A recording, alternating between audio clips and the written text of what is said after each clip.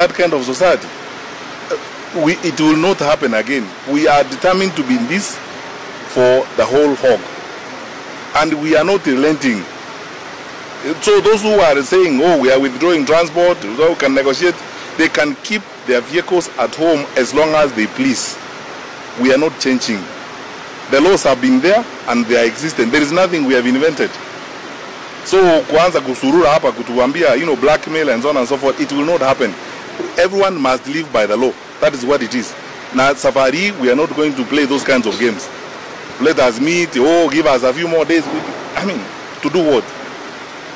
So, tuendelee namna hii. Those who are complying are on the road. And those who are doing legitimate business, they can be sure their government will protect their business. The Inspector General of Police is here. And those who are willing to move forward, they can rest assured their government will support them in the investment. I want everybody who runs a matatu in this country to be secure, to go home knowing that they have earned their day's collection. If they have employees there, drivers, conductors, they pay them a salary, everyone is happy. Not characters who are seated somewhere under the sun, who do nothing, who expect to be paid. And then in the process, they harass our people, harass our daughters and sisters. That is not the kind of country we want to have. So, we are not relenting. So don't ask me about sustainability. This must be our way of life. Now to Rudy Bandei, married to talk. IG, maybe you can say something. No, you've said it all. Yeah. Said it all. Sawa. But perhaps I can just give a few figures. As of now, the figures that I'm receiving now is close to 2,000 offenders have been arrested.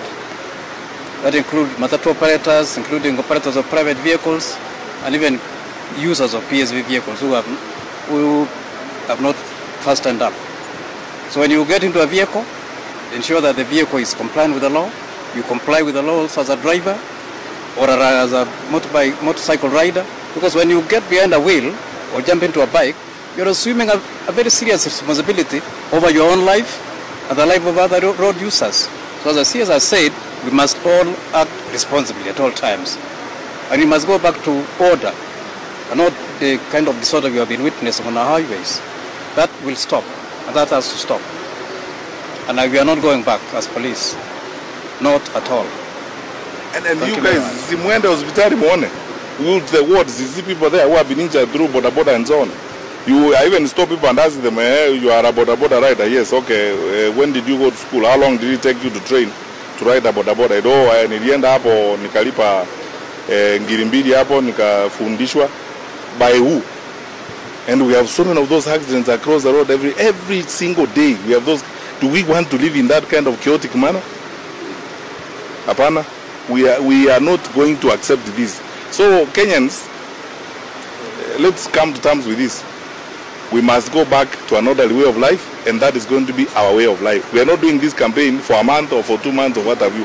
It's a total return. And as I said, it's not as if we did not expect this to happen. We expected that they would do this kind of games they are doing and so on. Oh, we withdraw the vehicles, we will strike and so on. They can keep their vehicles home. But we will not relent and we will not accept to be blackmailed by anybody. And anyway, the minister is working on those licenses together with NTSA. And then that's it. Because if you forfeit your licenses by staying away, there are other Kenyans who want to invest in that sector. They should be supported and we support them to carry on. Sasawa. Asante sana. We need to say that those who want to test us, those who want to tempt us by bringing to the highways vehicles that have not been tested and have no authority to come to the road, itakuwa ngumu sana. Itakuwa ngumu sana. Usilete gari yako kama hajapita sheria ile inatakikana. Ukilete, usiseme you are not want. Jaribu lete uone. Jaribu lete uone. And this festive season, we must have a different festive season. Ile maneno tumekuwa zamani, watu wanakufa sijui nini. Hakuna for transport. Who's at the Kenya Railways right now?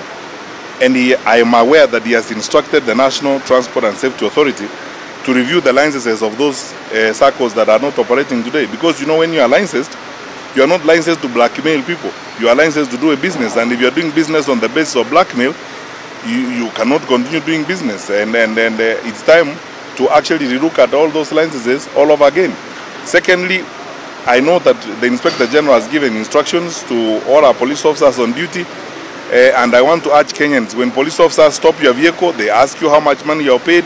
Some of those vehicles that are doubling the fares on their routes will lose their licenses today. I can assure them, they will lose their licenses, for sure.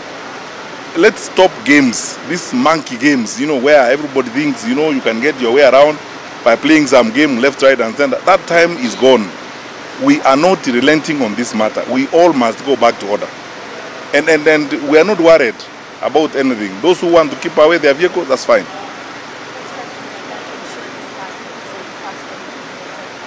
No, I mean, this is a decision we have taken as government. We are not doing this for show, or we are not doing it for a day or two, or for 1 month, or for 2 months.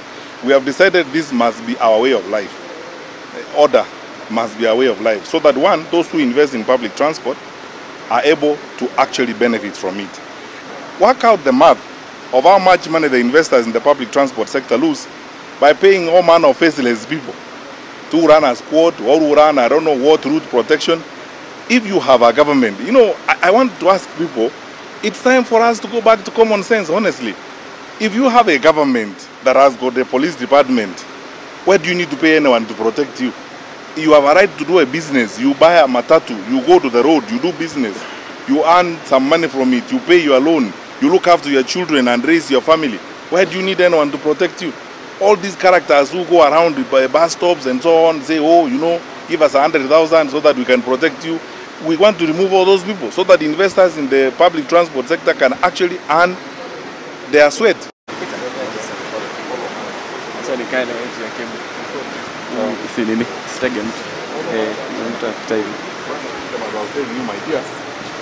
Hii kitu unamwambia mtu pande ile hilo hii you can't pass.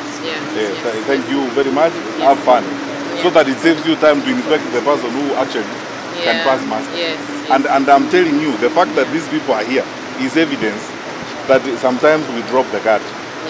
Because if I am 100% sure I'm not going to pass master, I will not come. They must be trying this because they know hata nikienda na hii mlango ikiwa namna hii, hata nikienda na without the first aid kit nitapita. Which means kuna kazi ya major na watu wake vile tutakuja kufanya baadaye, because you can see yourself there is something that we need to do to change this. As I've said to you, my brother, I will not come here and even try if I know that those people are very strict. Nikifika pale sitapita. Again, to gather the courage to arrive here, you have no first aid kit, the tires, you have seen the way they are. It's because they know nikifika pale naweza kuongea na mtu. And that way, every chain is as strong as its weakest link. Kama kuna mahali kidogo namna hii, tuko na shida. And you know, when we are talking about challenges we have, they're not only with the police on the roads or the matatu owners or the drivers or something.